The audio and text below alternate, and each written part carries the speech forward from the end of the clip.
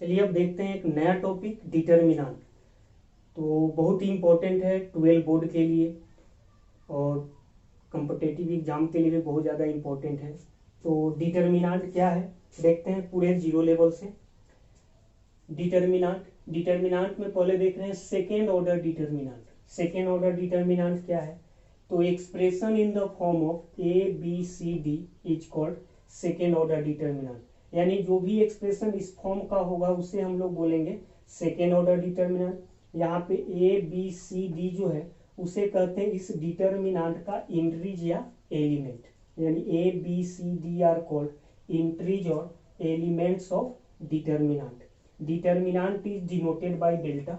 Generally हम लोग determinant को डेल्टा से डिनोट करते हैं। तो क्लियर हो गया होगा कि इस फॉर्म में जो भी एक्सप्रेशन होगा उसे बोलेंगे सेकेंड ऑर्डर डिटर्मिनेंट।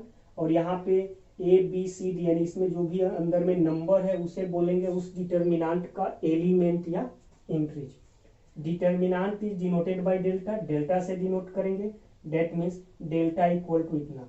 अब यहाँ ध्यान रखना है कि इसको हम लोग बोलते हैं इसका फर्स्ट रो, इसको बोलते हैं फर्स्ट रो, इसको बोलेंगे सेकेंड रो। इसके बाद हम लोग रेफर करेंगे इसको R1 से, इसको R2 से। R1 मतलब फर्स्ट रो, R2 यानी सेकेंड रो। यानी फर्स्ट रो में क्या क्या एलिमेंट है? ए और बी। सेकेंड रो में क्या क्या एलिमेंट है? सी और डी। इसको ऐसे, इसको बोलते हैं फर्स्ट कॉलम।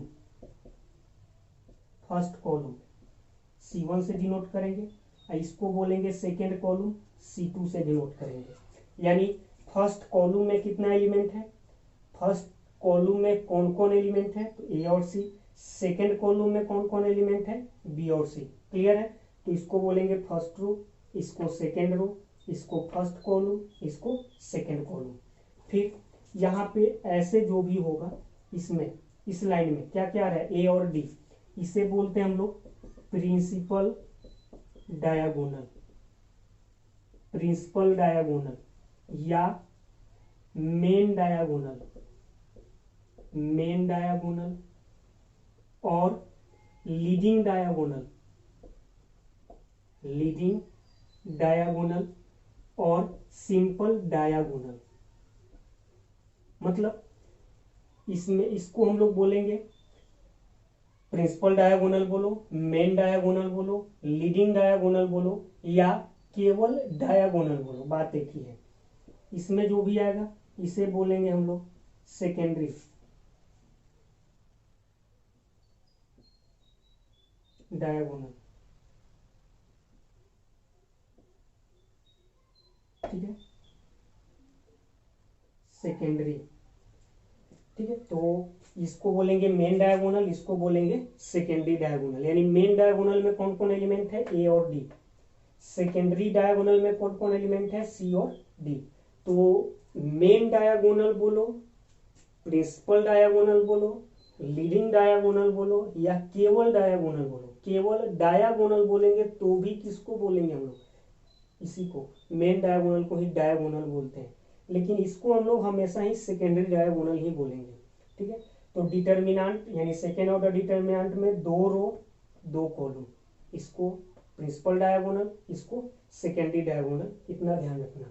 अब देखते हैं कि value of second order determinant. Second order determinant का वैल्यू कैसे कैलकुलेट करते हैं? तो डेल्टा इतना दिया गया ए बी सी डी, तो कैलकुलेट कैसे करना है? तो ये जो प्रिंसिपल डायगोनल एलिमेंट है उन दोनों का प्रोडक्ट कीजिए माइनस सेकेंडरी डायगोनल एलिमेंट का प्रोडक्ट। यानी डिटर्मिनेंट, सेकेंड ऑर्डर डिटर्मिनेंट का वैल्यू निकालना बहुत आसान। क्या करना है? तो प्रिंसिपल डायगोनल एलिमेंट का product minus secondary diagonal element का प्रोडक्ट, यानी कि A D minus B C. याद रखना, बहुत आसान है। एग्जाम्पल देखते हैं। करें फाइंड वैल्यू, इसका वैल्यू निकालना है। कितना होगा? 1 इंटू 9 माइनस 3 इंटू 2, यानी 9 माइनस 6 यानी हो जाएगा 3। यही इसका आंसर हुआ। यहाँ पे इसका वैल्यू बताओ क्या होगा? इन दोनों को प्रोडक्ट करो, sine 10 degree into cos 80 degree minus, यहाँ माइनस कॉस 10 इंटू साइन 80, तो माइनस यहाँ पे और फॉर्मूला का माइनस इसको क्या बना देगा? प्लस बना देगा। और क्या हो जाएगा? Cos 10 degree into sine 80 degree. अब यहाँ से ट्रिवो का फॉर्मूला तुम लोग को याद होना चाहिए।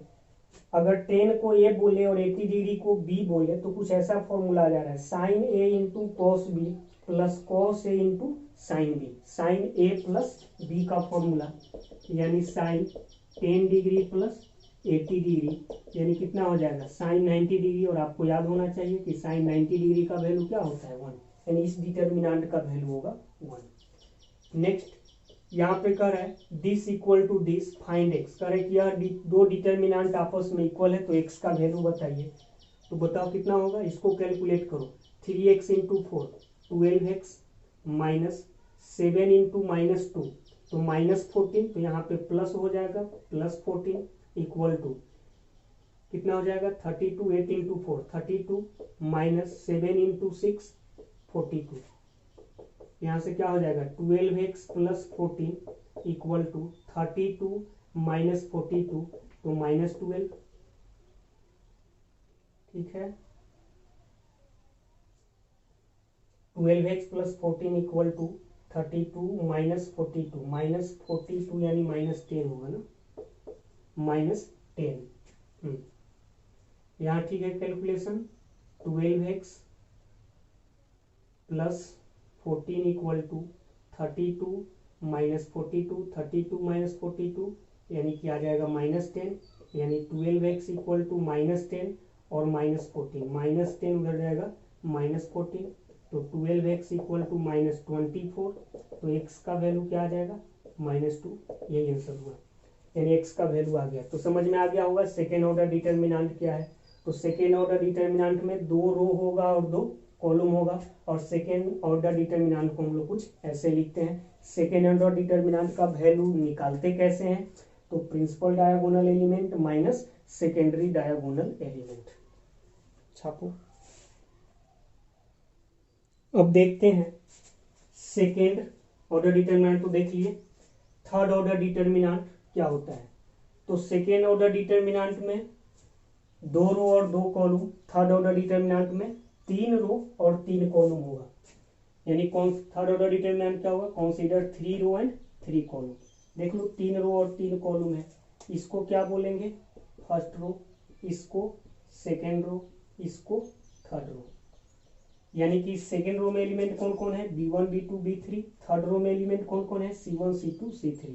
इसको बोलेंगे फर्स्ट कॉलम, इसको बोलेंगे सेकेंड कॉलम और इसको बोलेंगे थर्ड कॉलम।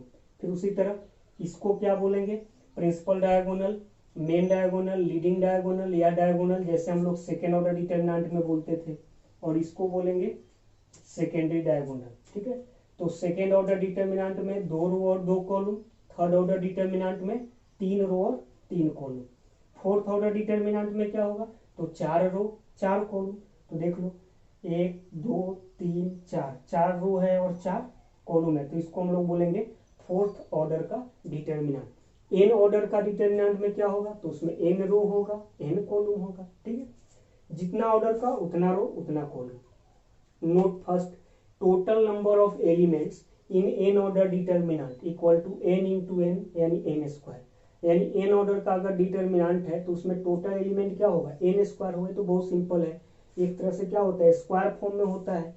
जैसे सेकेंड ऑर्डर का डिटर्मिनेंट है तो उसमें टोटल एलिमेंट क्या होगा 2 स्क्वायर यानी 4। थर्ड ऑर्डर में कितना होगा टोटल एलिमेंट 3 स्क्वायर यानी 9। देख लो 3 6 9, यानी कि यहाँ से ऑर्डर अगर दे दे तो उसमें कितना एलिमेंट होगा बता सकते हैं। सेकेंड नोट, ए आई जे बहुत इंपॉर्टेंट है, ध्यान रखिएगा। A I J represent element belongs in ith row and jth column.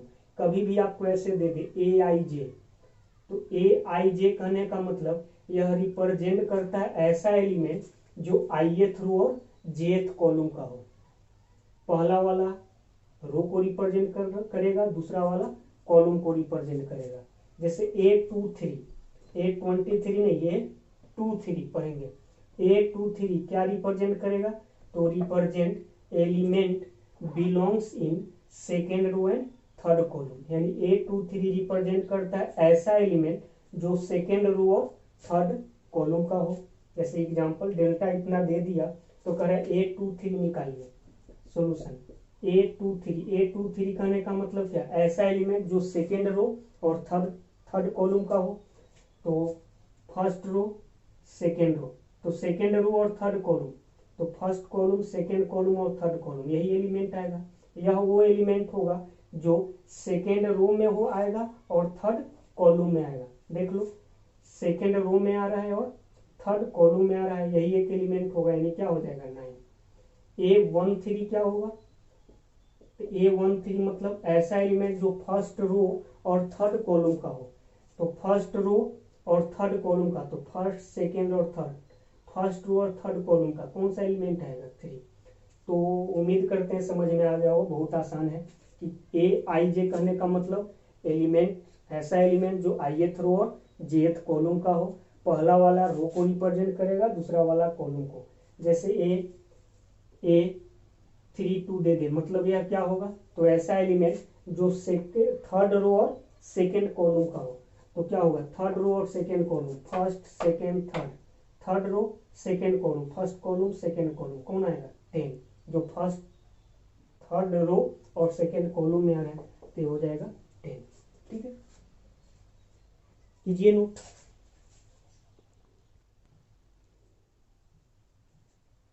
देखिए आगे, sign of position of elements, element का साइन ऑफ पोजीशन, यानी एलिमेंट का जो पोजीशन होगा उसका साइन क्या होगा, बहुत इंपॉर्टेंट है, ध्यान में रखना है। सेकेंड ऑर्डर डिटर्मिनेंट में क्या होगा, एक एलिमेंट यहाँ यहाँ ये सब जगह एलिमेंट आएगा, जीरो नहीं है बल्कि हम यहाँ पे क्या किए, स्पेस क्रिएट किए जहाँ पे एलिमेंट आएगा। थर्ड ऑर्डर डिटर्मिनेंट में ये सब स्पेस पे एलिमेंट आएगा, थर्ड फोर्थ में यहाँ पे आएगा, फिफ्थ में जो भी होगा। तो इसमें जो भी एलिमेंट होगा उसका पोजीशन का साइन क्या होगा, तो याद कैसे रखेंगे, तो बहुत आसान है याद रखना। इसको याद रखो कि पहला वाला का प्लस होता है, सब का पहला वाला क्या होगा प्लस होगा, उसके बाद अल्टरनेट करते जाना है, प्लस माइनस प्लस माइनस। जैसे प्लस कैसे भी कर लो, प्लस तो इसके बाद माइनस प्लस माइनस, ऐसे भी आ सकते हो, plus minus plus minus. Column में नहीं, डायगोनल में नहीं आना है, प्लस ऐसे नहीं आना है, या तो उधर जाना है या तो नीचे आना है, ऐसे तिरछा नहीं जाना है। जैसे प्लस तो यहाँ से उधर जा सकते हैं या इधर आ सकते हैं, प्लस माइनस, अब यहाँ आ गए तो यहाँ आओ या यहाँ आओ, बस तिरछा नहीं जाना है। तो plus minus plus minus plus minus plus minus plus, तो केवल एक याद रखिएगा, बाकी सबका याद हो जाएगा। पहला वाला का प्लस होता है, उसके बाद अल्टरनेट करते जाना है, कैसे भी करोगे वही आएगा। जैसे plus minus plus minus plus minus plus minus plus plus, उसके बाद ऐसे चलो या ऐसे चलो, ऐसे नहीं जाना है, plus minus plus minus plus minus plus minus, plus आया तो minus plus minus plus minus plus minus plus, तो समझ में आया माइनस प्लस। ठीक है, पहले वाला का याद रखना है, प्लस बाकी का उस तरह से अल्टरनेट करते जाना है। अब देखते हैं value of third order determinant. Third order determinant का वैल्यू कैसे निकालेंगे। मान लो थर्ड ऑर्डर डिटर्मिनेंट ये दिया गया है, तो इसका वैल्यू निकालने के लिए हम इसको एक्सपेंड करते हैं R1 के लॉन्ग, एक्सपेंड एलोंग R1।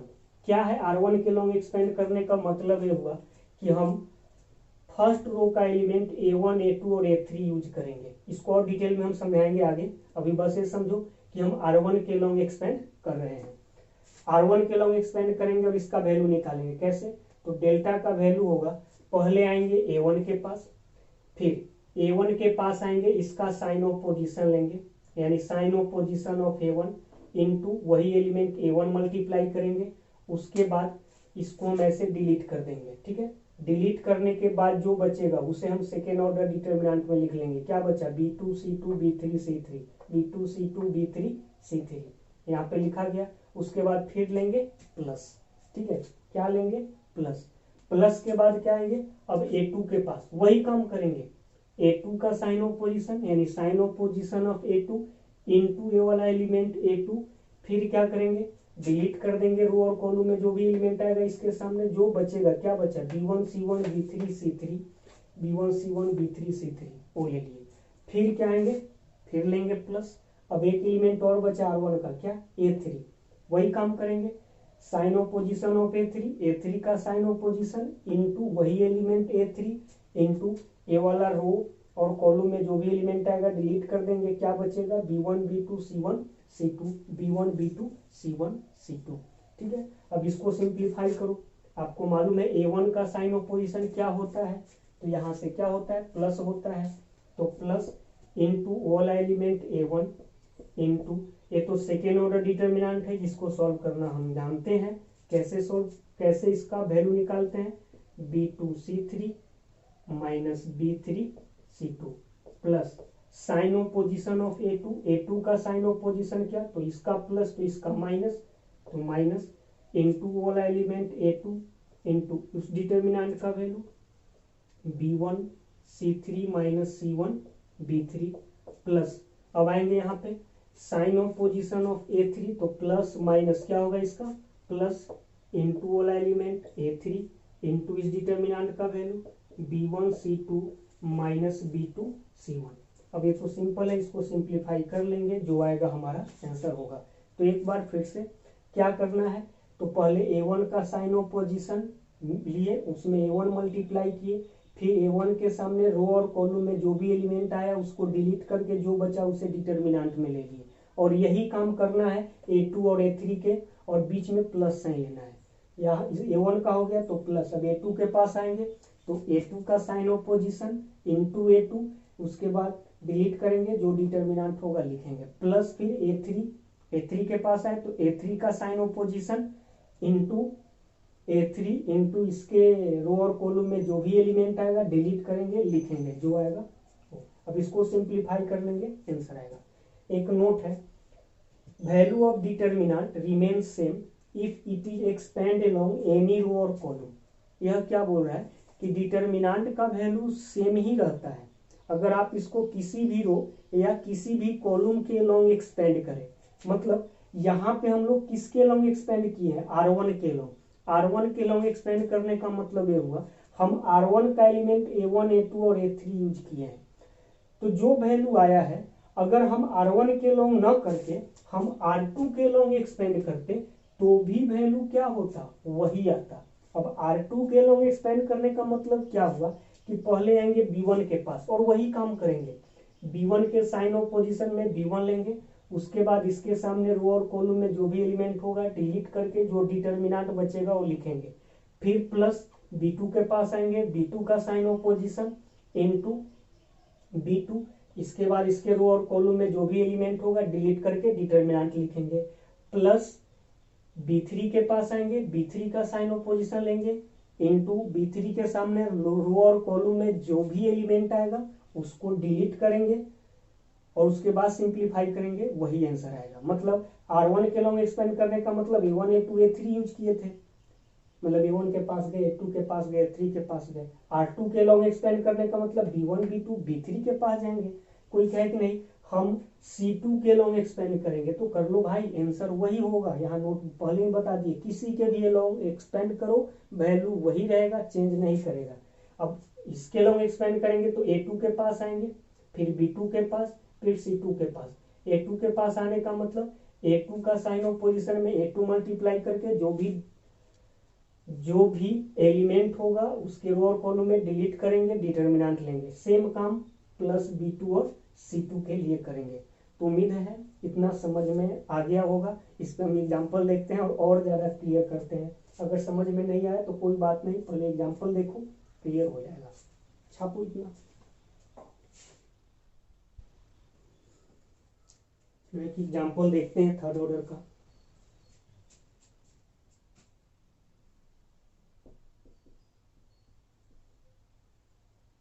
-2 1 -1 4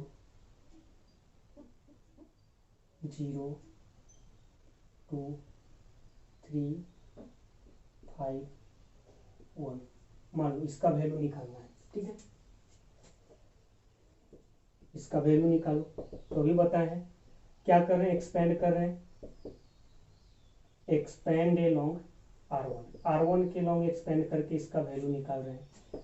तो क्या करेंगे, तो R1 के लॉन्ग एक्सपेंड करने का मतलब पहले इसके पास आएंगे तो इसका साइन ऑफ पोजिशन लेंगे प्लस, ठीक है। भले ही यहाँ एलिमेंट -2 है -2 है, इसका मतलब इसका साइन ऑफ पोजीशन माइनस नहीं होगा। यहाँ पे तो एलिमेंट -2 है, साइन ऑफ पोजीशन प्लस ही होगा, ठीक ना। यानी कि पोजीशन ऑफ साइन एलिमेंट क्या है उससे उस पर डिपेंड नहीं करता, एलिमेंट कुछ भी आ सकता है, पॉजिटिव नेगेटिव जीरो कुछ भी एलिमेंट आ सकता है, लेकिन जो हमारा साइन ऑफ पोजीशन जो बताया था इससे पहले, जो साइन ऑफ पोजीशन जो एलिमेंट का होगा, जो रूल है प्लस माइनस प्लस वही होगा, ठीक है।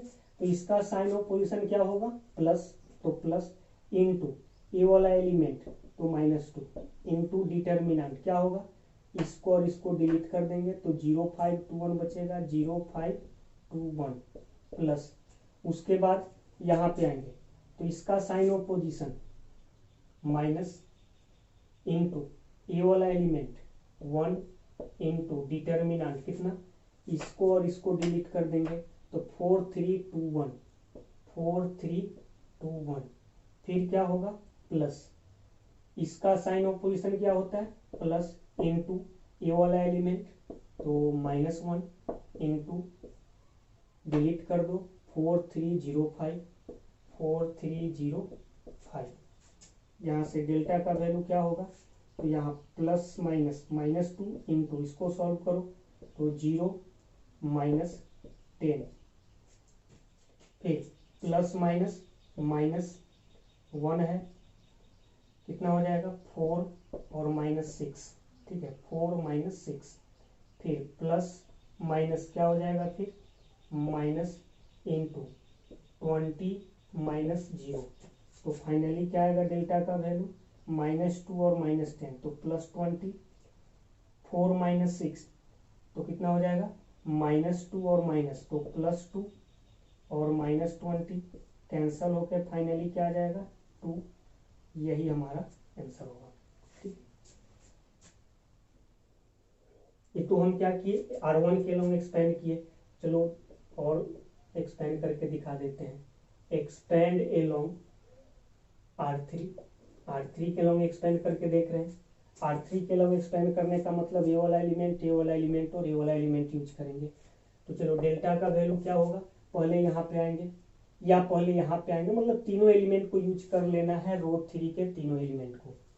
तो इसका साइन ऑफ पोजीशन क्या होगा, तो प्लस माइनस प्लस, तो प्लस इंटू ये वाला एलिमेंट 3, तो चलो +3 इंटू क्या होगा ये वाला और ये वाला डिलीट होगा 1 0 -1 2 1 0 -1 2, उसके बाद प्लस इसके पास आएंगे तो इसका साइन ऑफ पोजीशन प्लस था तो इसका क्या हो जाएगा माइनस, तो माइनस इंटू 5 क्या होगा -5, तो -5 इंटू डिटर्मिनेंट, इसको और इसको डिलीट कर देंगे तो -2 4 -1 2 बचेगा, -2 4 और -1 2, उसके बाद फिर प्लस यहाँ पे आएंगे क्या होगा, तो प्लस माइनस इसका होता है प्लस, तो +1 इंटू 1 तो +1 ही होगा, यानी +1 इंटू कितना होगा डिटर्मिनेंट ले लो कितना होगा, इससे डिलीट होगा -2 4 -2 4 1 और 0, सिंप्लीफाई करो 3 इंटू 2 -0, यहाँ हो जाएगा -5 इंटू -4 +4, ठीक है -4 और -4 यानी +4 प्लस 1 इंटू 0 -4 यानी कितना हो जाएगा 6 -5 इंटू ये तो 0 हो जाएगा और -4 ये तो पूरा 0 हो गया, 6 -4 कितना आ गया 2, वही आंसर आएगा, ठीक है। चलो एक और कॉलम के लॉन्ग एक्सपेंड करके दिखा दे रहे हैं, चलो कॉलम 2 के लॉन्ग एक्सपेंड किए, एक्सपेंड एलोंग C2, कॉलम 2 के लॉन्ग एक्सपेंड किए मतलब कॉलम 2 का एलिमेंट सब यूज करेंगे, तो 1 के पास आए तो डेल्टा क्या होगा, इसका साइन ऑफ पोजीशन पहले लेना होगा तो प्लस इसका माइनस, तो माइनस इनटू ये वाला एलिमेंट कितना 1 इनटू डिटर्मिनेंट क्या होगा ये वाला और ये वाला डिलीट कर देंगे तो 4 3 2 1 4 3 2 1, उसके बाद प्लस, अब कहाँ आएंगे इसके पास तो इसका साइन ऑफ पोजीशन क्या होगा प्लस माइनस प्लस, तो प्लस इंटू 0 इंटू डिटर्मिनेंट, क्या बचेगा, तो इसके अलोंग रो और कॉलम में जो भी एलिमेंट होगा उसको डिलीट कर दो, डिलीट करो, ये वाला डिलीट होगा और ये डिलीट होगा, क्या बचेगा, -2 3 -1 1, -2 3 -2 3 -2 3 -1 और 1 प्लस क्या होगा, 5 के पास आएंगे तो 5 का साइन ऑपोजिशन क्या होगा, प्लस माइनस, तो माइनस इंटू कितना 5 इंटू डिटर्मिनेंट क्या होगा, ये वाला और ये वाला डिलीट होगा, -2 4 -1 2 -2 4 -1 और 2, सिंप्लीफाई करो, -1 इंटू 4 -6 प्लस 0 इंटू कुछ भी 0 हो जाएगा, प्लस -5 इंटू क्या हो जाएगा, -4 प्लस 4, ये तो -4 प्लस 4 0 इंटू 5 पूरा 0 हो जाएगा, और 4 - 6 कितना हो जाएगा, 4 - 6 -2 और -1 क्या हो जाएगा, +2। तो देख लो किसी भी लॉन्ग एक्सपेंड करो वैल्यू क्या रहता है, वही रहता है। तो डिटर्मिनेंट, थर्ड ऑर्डर डिटर्मिनेंट का अगर वैल्यू निकालना है तो किसी भी रो या किसी भी कॉलम के लॉन्ग क्या कर दो, एक्सपेंड कर दो। ऐसे यहाँ पे जो तीनों देखें इसमें आसान कौन सा है, कॉलम 2 के लॉन्ग एक्सपेंड करना। जिस भी रो या कॉलम के लॉन्ग ज़्यादा 0 आ जाए उसी के लॉन्ग एक्सपेंड करेंगे, वो तो प्रॉपर्टी आगे देखेंगे तो और क्लियर होगा। खैर इतना समझ में आना चाहिए कि थर्ड ऑर्डर डिटर्मिनेंट का वैल्यू अगर निकालना है तो निकालते कैसे हैं, और किसी भी रो या किसी भी कॉलम के लॉन्ग हम एक्सपेंड कर सकते हैं। छापिए, ये देखिए आगे सेरेस रूल। सेरेस रूल क्या है, तो method for finding the value of third order determinant, यानी थर्ड ऑर्डर डिटर्मिनेंट का वैल्यू निकालने का एक मेथड है। ऐसे जस्ट इससे पहले हम लोग एक्सपेंड करके थर्ड ऑर्डर डिटर्मिनेंट का वैल्यू निकालना सीखे हैं। एक सेरेस रूल भी है जिससे थर्ड ऑर्डर डिटर्मिनेंट का वैल्यू आप निकाल सकते हैं। ठीक है, तो क्या है सेरेस रूल, इसको समझते हैं पहले। मान लो थर्ड ऑर्डर डिटर्मिनेंट, और ध्यान में रखना ये सेरेस रूल जो है थर्ड ऑर्डर डिटर्मिनेंट का ही वैल्यू निकालने का मेथड है, फोर्थ ऑर्डर या सेकेंड ऑर्डर का इससे नहीं निकाल सकते। क्या है, कैसे निकालेंगे, तो पहले क्या करना, ध्यान से देखना, पहले इन तीनों को मल्टीप्लाई करेंगे जो प्रिंसिपल डायगोनल में है, मल्टीप्लाई किए तीनों एलिमेंट को, A1 B2 C3, A1 B2 C3। ठीक है, उसके बाद इसके नीचे है, तो इसके नीचे है तो कितना एलिमेंट है, B1 और C2, इन दोनों को मल्टीप्लाई किए तो कितना होगा, B1 और C2। क्या है कि जस्ट इससे पहले हम लोग कितना एलिमेंट को मल्टीप्लाई किए हैं, 3 एलिमेंट, लेकिन यहाँ जस्ट इसके नीचे है तो कितना एलिमेंट हमें मिला, 2 एलिमेंट, लेकिन 2 एलिमेंट नहीं, हर हालत में हमें 3 ही एलिमेंट मल्टीप्लाई करना है। तो 3 एलिमेंट मल्टीप्लाई करना है, मिला तो 2 ही एलिमेंट, अब एक एलिमेंट मिलेगा कहाँ से, तो उसके लिए क्या करेंगे, इसी के पैरेलल ऊपर जाएंगे, और जहाँ पे अकेले होगा एलिमेंट, क्योंकि हमें एक ही एलिमेंट चाहिए, तो इसी के पैरेलल ऊपर जाएंगे, नीचे नहीं आएंगे, ध्यान में रखना, इसके पैरेलल ऊपर जाएंगे, और जो अकेले एलिमेंट होगा उसको इन दोनों के साथ मल्टीप्लाई करके लिखेंगे। तो पैरेलल ऊपर गए तो यहाँ पे 2 एलिमेंट मिला, हमें एक ही एलिमेंट चाहिए, तो मिला क्या, A3, तो इस A3 को इन दोनों के साथ मल्टीप्लाई करके लिख दिया। ठीक, फिर नीचे है, यहाँ पे कितना एलिमेंट मिला, एक एलिमेंट। कहानी वही है, क्या कहानी, एक एलिमेंट है, लेकिन करना है कितना एलिमेंट, हमें 3 एलिमेंट मल्टीप्लाई करना है, 2 एलिमेंट और चाहिए। क्या करेंगे, इसी के पैरेलल ऊपर जाएंगे, और जो 2 एलिमेंट होगा उसको इसके साथ मल्टीप्लाई करेंगे। यहाँ तो एक ही एलिमेंट है, 2 एलिमेंट और चाहिए, तो पैरेलल ऊपर गए, ये दोनों मिला, लेकिन इन दोनों को मल्टीप्लाई नहीं करेंगे क्योंकि इसका काम हो चुका है ऑलरेडी, ये दोनों मल्टीप्लाई हो चुका है। तो क्या मिला, A2 और B3, तो A2 और B3 को इसके साथ मल्टीप्लाई करेंगे तो क्या होगा, C1 A2 B3। ठीक है, एक बार फिर से क्या किए, पहले इन तीनों को मल्टीप्लाई किए, फिर उसके नीचे इन दोनों को मल्टीप्लाई किए, और एक एलिमेंट और चाहिए क्योंकि हर बार 3 ही एलिमेंट मल्टीप्लाई करना है, तो एक एलिमेंट और चाहिए, तो उसके लिए क्या किए, इसके पैरेलल ऊपर गए, और जो अकेले एलिमेंट जो था यहाँ पे A3 उसको इसके साथ मल्टीप्लाई किए। फिर नीचे है, क्या किए, C1, 2 एलिमेंट और चाहिए, तो इसके लिए इसके पैरेलल ऊपर गए, जो दोनों एलिमेंट था उसको इसके साथ मल्टीप्लाई किए। मान लो जो भी आएगा सबको ऐड किए और मान लिए इसका वैल्यू आ गया p, मतलब उधर लिए प्रिंसिपल के तरफ, प्रिंसिपल डायगोनल के तरफ। ठीक है, अब क्या करना है, इन तीनों को मल्टीप्लाई करो तो क्या मिलेगा, तो a3 b2 c1, फिर इन दोनों को मल्टीप्लाई करो तो कितना होगा b3 c2, और वही कहानी, हमें 3 एलिमेंट चाहिए तो इसके लिए इसके पैरेलल ऊपर जाएंगे, पैरेलल ऊपर जाएंगे तो क्या मिलेगा a1, तो इस a1 को मल्टीप्लाई करेंगे, फिर आएंगे c3 के पास, तो c3 दो एलिमेंट और चाहिए तो पैरेलल ऊपर जाएंगे, क्या मिला b1 और a2, b1 और a2 जो मिला सबको ऐड कर दिए, मान लो ये आ गया s मतलब सेकेंडरी डायगोनल के तरफ। तो फाइनली जो डेल्टा का वैल्यू होगा उधर जो भी आएगा तीनों का सम माइनस इधर जो आया उसमें से सब्ट्रैक्ट कर दो, यही फाइनली हमारा डेल्टा का वैल्यू होगा, यानी डिटर्मिनेंट का वैल्यू होगा। एक बार अगर समझ गए तो बहुत आसान है इसका वैल्यू निकालना इस मेथड से। इन तीनों को मल्टीप्लाई किए, फिर इन दोनों को, फिर इसको और फिर इन दोनों को, और वही काम उधर किए। एक एग्जांपल देखते हैं, क्लियर हो जाएगा।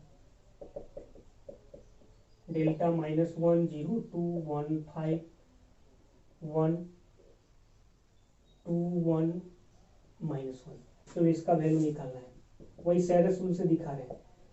अब यहाँ तो समझाने के लिए ऐसे लिखे हैं, तो वैसे लिखने का जरूरत नहीं है, बस दिमाग में कैलकुलेशन चलना चाहिए।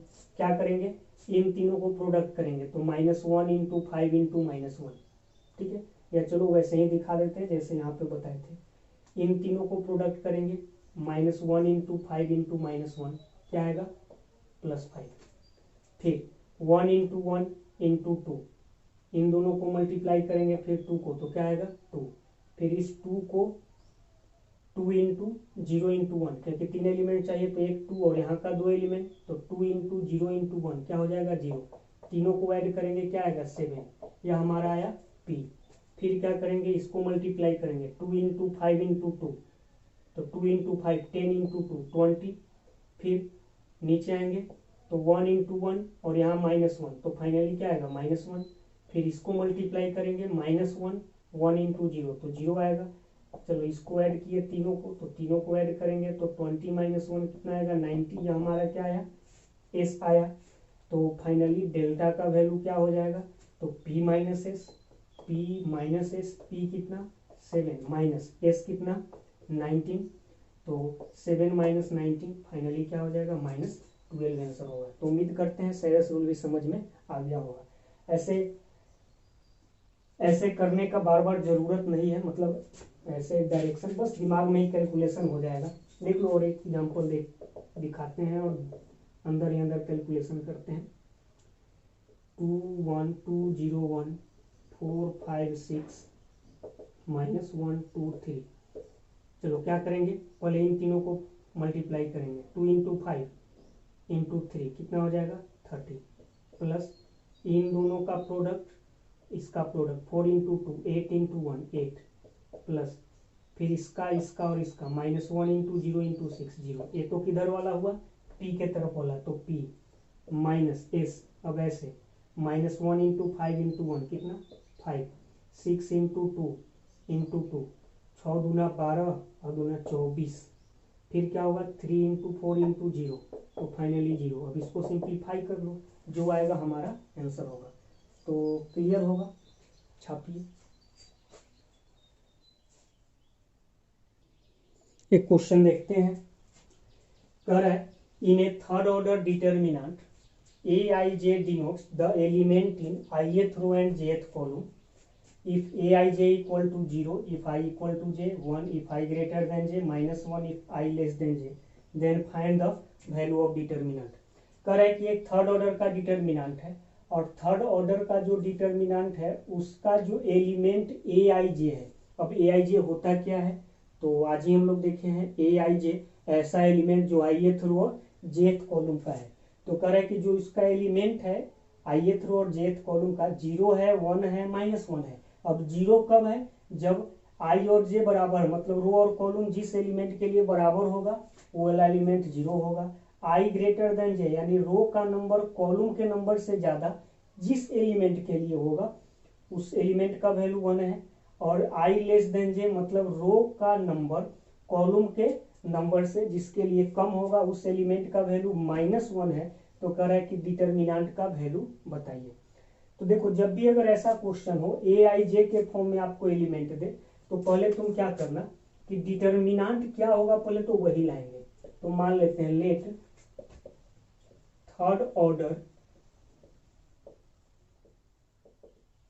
Determinant is, third order determinant. अब थर्ड ऑर्डर डिटर्मिनेंट लिखने जाएंगे तो एलिमेंट कुछ ऐसे लिखेंगे जिससे हमें क्लियर हो पाए यह किस रो और किस कॉलम का यह एलिमेंट है।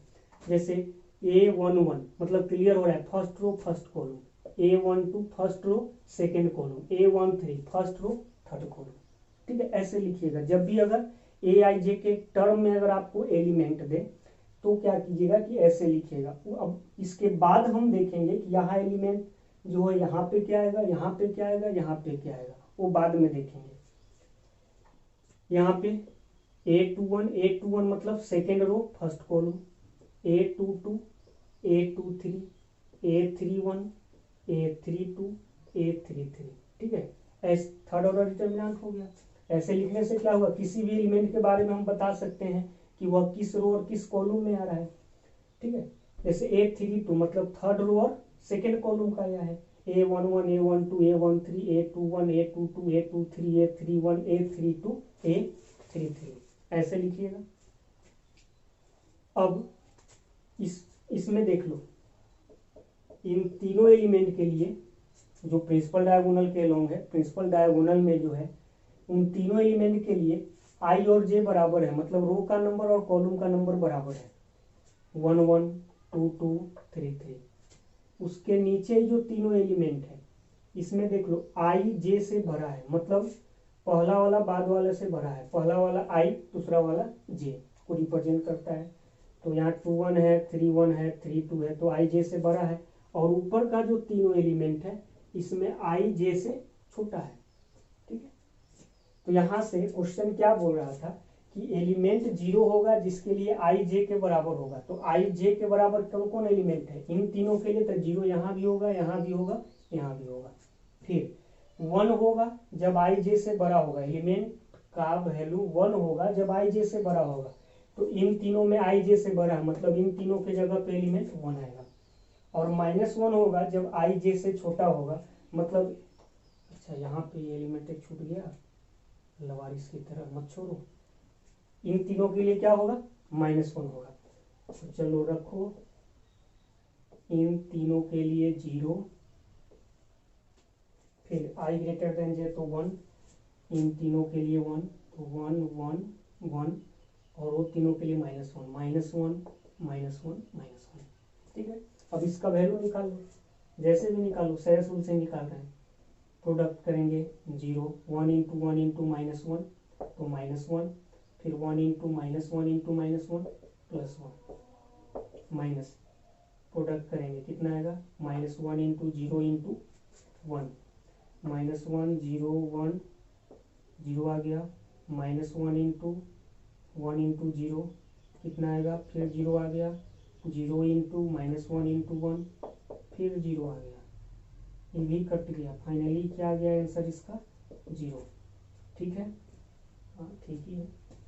इन तीनों को प्रोडक्ट किया, 1 इंटू 1 इंटू -1 -1, वैल्यू क्या आ गया, 0 आ गया।